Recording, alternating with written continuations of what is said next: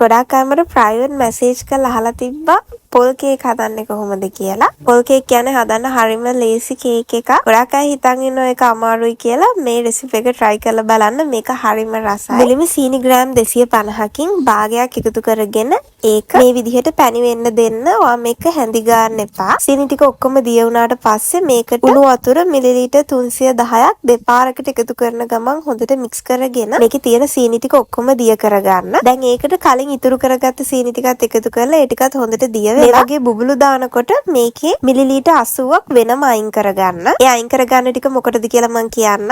දැන් මේ ඉතුරු පැණි ටිකට මම පොල් ටික එකතු කරගන්නවා ආපහු ලිප ඔන් කරගෙන.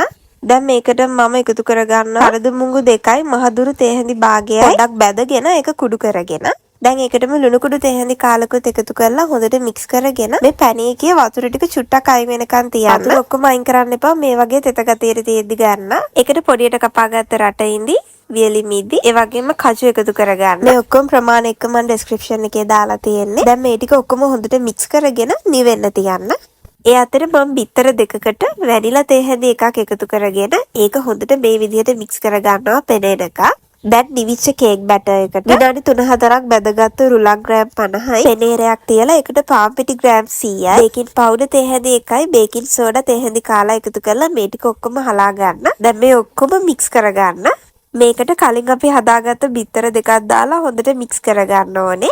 අද මම හදන්නේ ග්‍රෑම් 750ක කේක් එකක්. මේ තියෙන්නේ ඒකට ඕන ingredients. ඔය ට්‍රේ එකට බේකින් ෂීට් දෙකක් තුනක් විතර දාගන්න. එහෙම නැත්නම් මම මුලින්ම කොලයක් යටට දාලා ඊට උඩින් බේකින් ෂීට් එක දෙපාරක් දාගන්න. එහෙම කරේ නැත්නම් කේක් එකේ අඩිය චුට්ටක් කළු වෙන්න පුළුවන්. දැන් කේක් එක සෙල්සියස් අංශක 160ට විනාඩි 40ක් බේක් කරගන්න. කේක් එක බේක් කරගත්තට පස්සේ මම මේ උඩට දාන්නේ ඉතුරු කරගත්ත පැණි ටික. ඔයා ඒක දාලා තව විනාඩි 5ක් කේක් එක බේක් කරලා තමයි එළියට ගන්න ඕනේ. මේ තියෙන එහෙම හදාගත්ත කේක් එක මේක කඩේ කේක් වලටත් වඩා මාරම රසයි. ඔය කේක් හදන්න අමාරු නෑ, හරිම ලේසියි. ඔයාලා try කරලා බලන්න. මේ වීඩියෝ එකට like කරලා මේ වගේ වීඩියෝස් බලන්න මාව follow කරලා තියාගන්න.